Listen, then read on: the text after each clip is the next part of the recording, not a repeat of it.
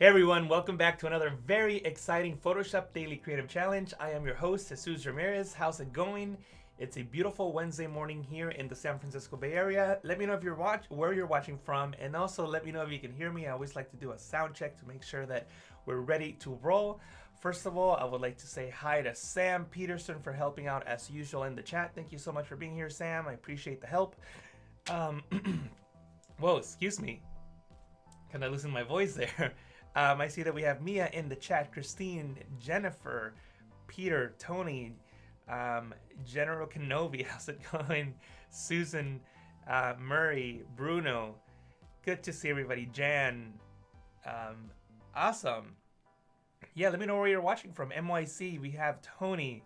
Sam says things sound good. Awesome. Thank you for letting me know. I can't imagine Pleasant being anything but pleasant. You know what? It was raining yesterday. It's kind of cloudy today. It's pleasant.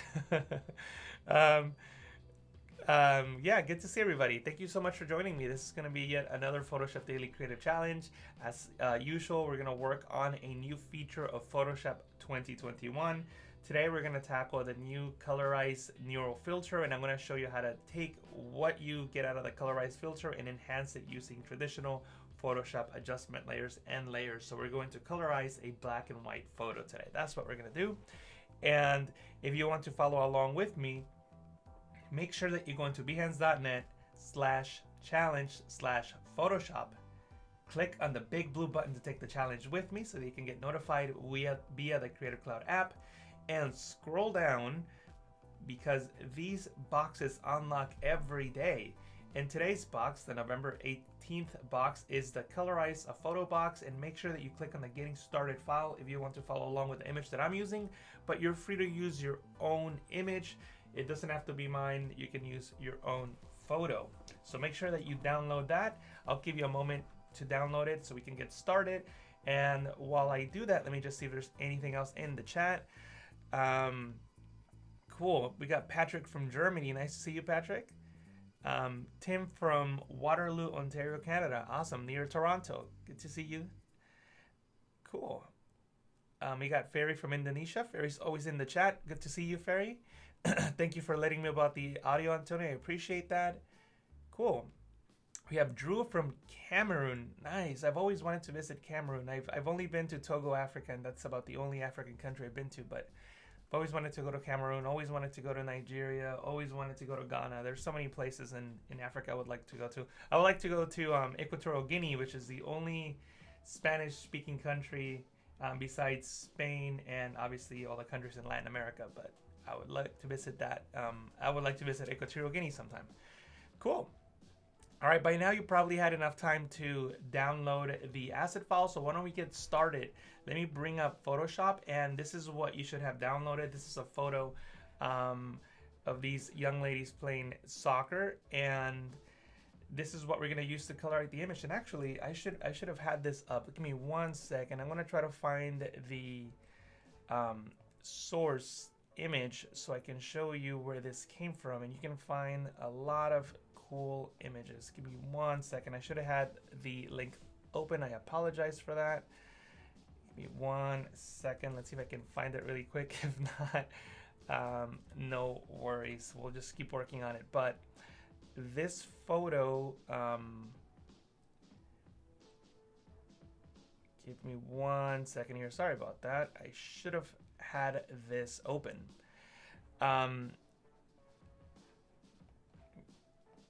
I'm actually trying to find the link as we go, and here we go. Let me bring that over. This is from the Library of Congress, and this is where this photo came from. And if you go into the Library of Congress, they have a lot of royalty-free photos that you can download. I just went into their older section, and I just searched for black and white photos, so you can have a lot of fun looking through the Library of Congress website. And actually, I'll paste the link in the chat so that Sam can make it live for me in a moment. Let me just go into my chat here. There it is. It's in the chat now. But yeah, so that's where the photo came from the Library of Congress, and you can check out a bunch of, like, thousands, maybe even hundreds of thousands of photos from the past, and you can have a lot of fun colorizing them. So that's where I recommend that you go um, and download it. But anyway, cool. So what is the new feature? If you go into Photoshop, you can go into the filter menu, and then we have this new option here in Photoshop 2021 called Neural Filters. You can click on that, and there is a really, really cool option under the beta filters that allows you to colorize an image. If I scroll down, you'll see the colorize option here. And all I need to do is just click on this button, and Photoshop will analyze the image and it will colorize the photo. It does a fairly good job for one click. It's not perfect, but that's okay. We don't need it to be perfect. And also, we have these color elements that we can apply. So for example, if I wanted the grass to be greener, I could create, select the color and maybe make it green like so, press OK, and then click on the grass, and Photoshop will apply that color to the area that I selected. You can hold Alt on Windows, Option on the Mac, and drag to duplicate that point, and I can apply it to the other side, and see how the grass is greener now. So you can colorize your image this way if you want. You can always click on the swatch and adjust it if need be. I think that this method is a little slow. I necessarily wouldn't do my color adjustments this way because I'm still confined to the algorithm determining what the different objects are. So what I like to do, instead of doing it this way, I like to just create the colorize feature, just apply it, and just use whatever Photoshop gives me. If it does a good job, great. If it doesn't, then it is what it is. But in this case, it does a really good job, and I'm just going to use this, and I'm just going to create a duplicate layer from that and press OK.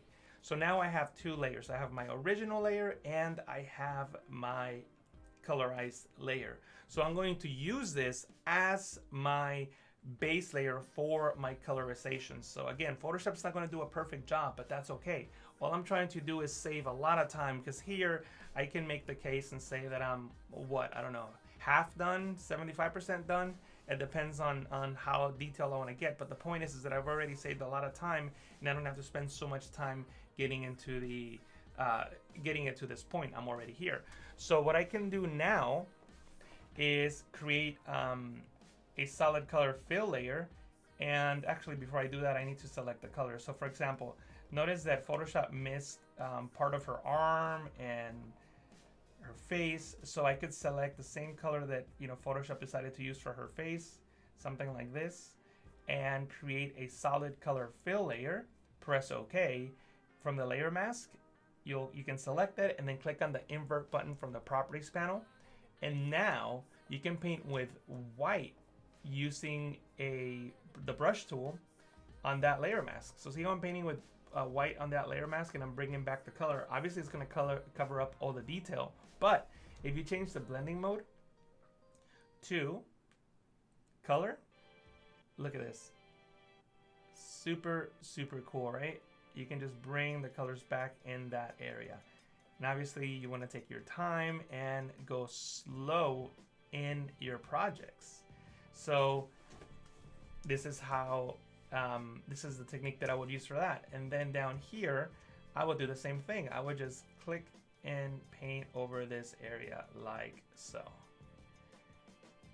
And I'm not releasing the mouse button, and I'm doing that on purpose because once I get to a certain point, I'm going to fade this command. So this is another trick here for you. So I've painted that area. I let go of my mouse. Now I can go into edit, fade, and I can fade that so that it's not so strong. And I can press OK and continue painting the bottom part. And of course, I will fade the bottom part as well. Edit, fade, and fade that out like so. Let me see if there's any questions in the chat.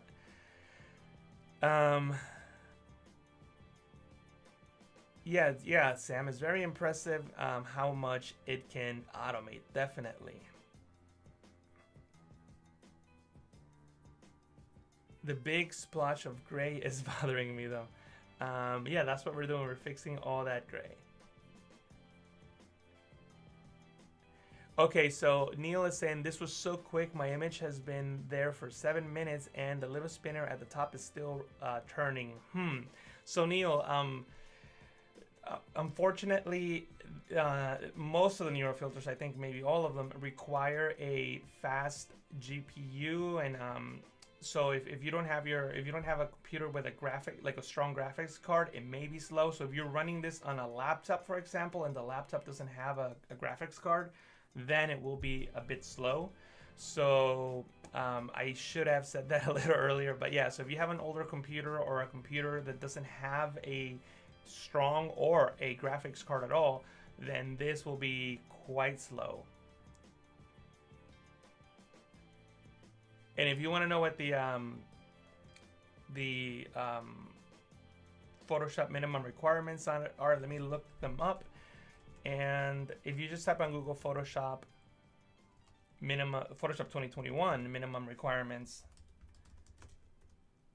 you should be able to get a page. Let me just find it and I'll post it up there.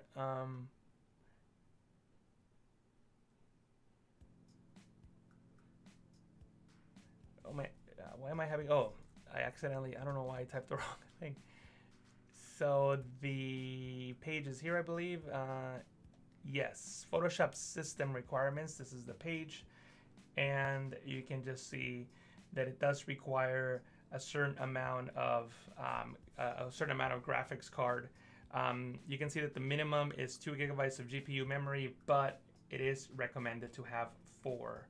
So also you need to make sure that the graphics card that you have is compatible. You can see actually here they're listing that the neural filters require the GPU for acceleration. So you were talking about the speed of what you were doing being too slow. That's because it does require a faster card for the acceleration. And if you don't even have a GPU, then these, according to this page at least, they won't work. But anyway, you can come in here and look at all this stuff if you're having questions about your hardware and what is compatible with, what is not compatible with. So that's the reason why it is a little slow on some people's computers. Cool. Let me see if there's any other questions.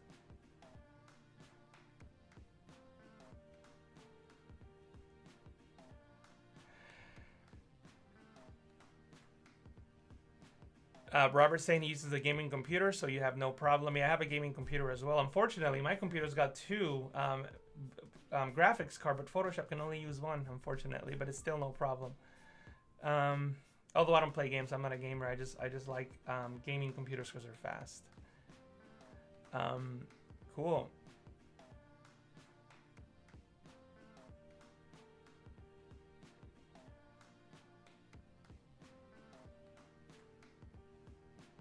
Yeah, good point there, Chad. It is 30-year-old code, is a 30-year-old code base, and sometimes, yeah, I'm amazed it still runs. Yeah, so basically, the base code is essentially what was there in 1989 or whenever the first version of Photoshop was coded, and then there's code on top of code on top of code on top of code, emulator on top of emulator on top of emulator to make it all work. So it is, it's quite amazing that it's this powerful and the code is so old.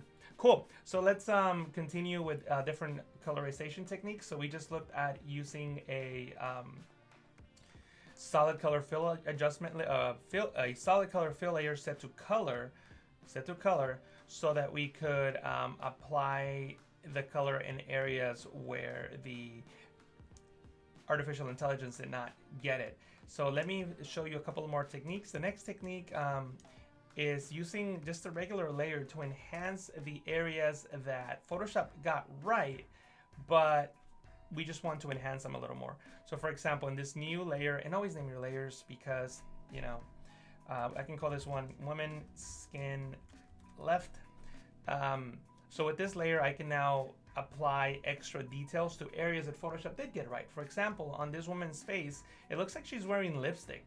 So what I could do is maybe select a red color to enhance her lipstick, and I'm using the left bracket keys on the keyboard to resize my brush, and I'm just going to paint over her lips, and make sure that you change the blending mode to color.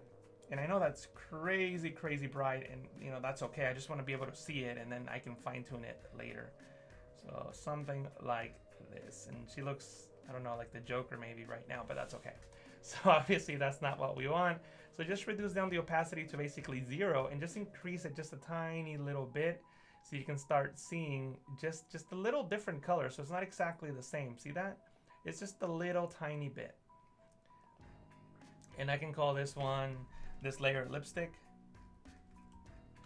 And I'll create one more layer and show you something similar. Using that same color, what I'm gonna do is I'm going to just paint on her cheeks and create just a little bit of blush and bring it down again and just add a hint of that so that the entire skin is not the same uniform color. And that's actually probably too much. So maybe something like that. You have to be really subtle so that it doesn't like overtake the photo, but it's still there.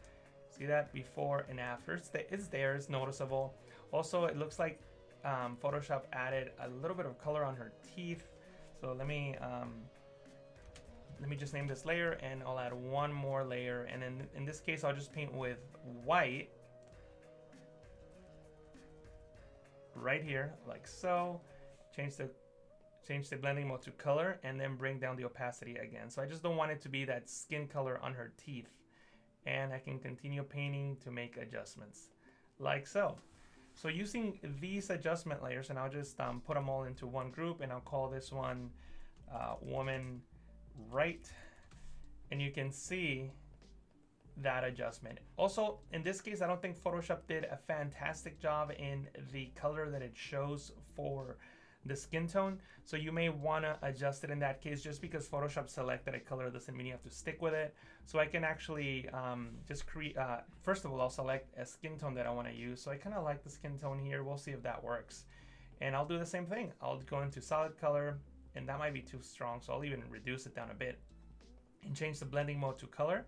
Press OK, make that into a black and white image, and I can continue painting on it. And you know, you can decide if this color that I'm bringing in is better or worse. It's probably not much better, but at least it's not as strong. So, you know, you can decide. And you can even do a combination, which is I think what I'll do here is I'll just bring down the opacity a little bit to bring out some of that original color. So I'm just kind of blending between the two, something like that, so that that color is not too strong. One thing that I noticed that a lot of people do when colorizing images is that things are usually oversaturated. You kind of saw when I did the lipstick, I chose red and I left it, you know, at 100%, and it was too overwhelming. I think that a lot of people do that. So try to bring that back down to 0 and just go up like 10%, 20% at most, so that the image doesn't look overly saturated. I saw a question earlier in the comments talking about gradient maps, and yes, you can use a gradient map. For example, we can use a gradient map for, I'll use a gradient map for her skirt. It's not my favorite technique to use, but you can definitely use it, and in some cases you can get good results. So I'm just going to use the quick selection tool to select the skirt. It's not doing that good of a job, but that's okay. I just need a selection around her skirt, and we can fix it later if need be. And what I'm talking about is one of these guys right here, a gradient map. And with a gradient map, you can select what the darkest color should be. So if we want to make her skirt purple, for example, we can just select like a really dark purple for the shadows, and we can select a really bright purple for the highlights. See that? So it starts creating that effect that you see there. And you know, you can decide on how bright or how dark the highlights and shadows are. And if you decide to use this technique, something else that I would recommend, depending, in this case, I guess it's not really that obvious, or there's, I should have done it on her shoes maybe. But if she were standing next to a wall or something like that, maybe you come in here and add just a little bit of a different color. For example, I can come in here and I can, you know, if she was standing next to, say, what will be noticeable? I don't know, maybe like a blue wall or something like that. Then you can come in here and paint with blue and then change it to color and then reduce the opacity, and then you will be implying the atmosphere color that is coming through there. So maybe there's like a wall behind her, it's blue, and then it's hitting that wall and punching it, and the light's hitting the wall and going back onto her skirt. So that's one of the things that you can do. But anyway, that's something that that you can do. And actually, now that I'm doing this, let me try something just to show you guys. So I'm gonna, you know, like if I wanted to apply, actually never mind. Let me just show, because I just looked at the time and I want to show you just one more thing. So um, what I want to do now is paint. What you need to do is go back and look at all the small details, like like the people back here. So make sure that you get all of that, and again, just create new layers, and you can paint on them using the same colors, the same skin tones if you like from the other people. And make sure that you paint in all these tiny little details. The reason that we're selecting color in the blending mode is because color takes the saturation and the hue of the color that you selected, but the luminosity of the layer below. So the brightness is controlled by the layer below. So if you need to adjust the brightness, then adjust the brightness in the layer below, like so.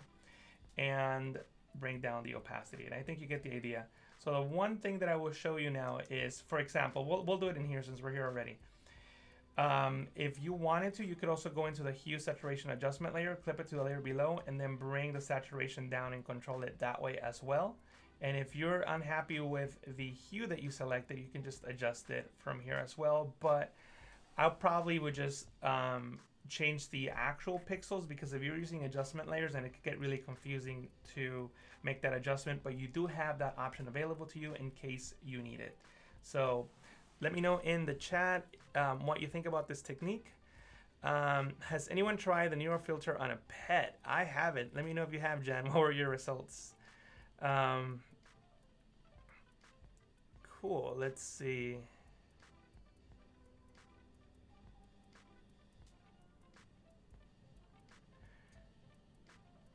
The poor woman on the left. It's funny because we keep calling them women, but I think the description said they were like 15 or something. Is it just me, or people in those times look older? I don't know. I just feel that they don't look 15 or in high school, like they're in high school. Cool. Awesome. So yeah, it's almost time to go. Before I let you go, there's obviously I want to show you guys the schedule. Make sure that you stick around. We have Farah Manley coming up next, doing some photo compositing, which should be really, really fun. I'm sure you'll enjoy that. So right after me, Farah will be on. So take a quick break and come right back. Also, Claudia from Print My Soul will be on at 11:30 a.m. Pacific. And actually, Claudia and I will both be back at 3 p.m. today, doing the Rework It show. So if you haven't seen that, make sure that you check it out. We will rework Photoshop files and Illustrator files.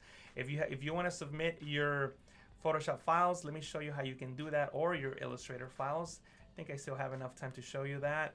Make sure that you go into iamcloudy.com/reworkit, iamcloudy.com/reworkit, and from this page, make sure that you click on this button to submit your designs, and you can submit your Adobe Photoshop files, Adobe Illustrator, and Adobe InDesign, and Claudia and I can rework your files live on, well, not today's stream, we already have some for today's stream, but for next one. So make sure that you come in here and submit your work so you can have an opportunity to be featured on Rework It. But make sure that you join us again at 3 p.m. Pacific today. So yep, that's the schedule for the day. Thank you so much for watching. I hope to see you again tomorrow morning at another Photoshop Daily Creative Challenge, and I hope to see you this afternoon at 3 p.m. Pacific on the Rework It stream. All right, guys, thank you so much, and I will talk to you again very soon. Have a wonderful day. Bye.